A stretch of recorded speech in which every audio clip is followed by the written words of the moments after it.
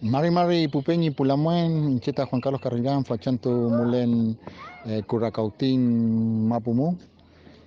Bueno, les cuento que en este momento se está haciendo traún en la comunidad Limpi Lincopi, ubicada a escasos kilómetros de la ciudad de Curacautín, Guará.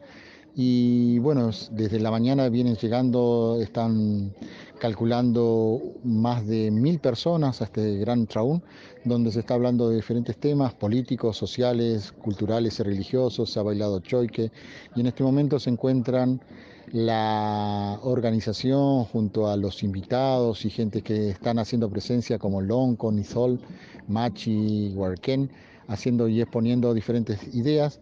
El audio que les mandaba estaba relacionado a este encuentro, que está hecho de a pulmón y también sin ánimo de seguir realizar algún daño a una entidad pública que también usan la gente de acá, como es un hospital o como es una copa de donde se puede archivar agua. Entonces dentro de la ciudad hay un poco de histeria y también de desinformación, así que tenemos que tratar de romper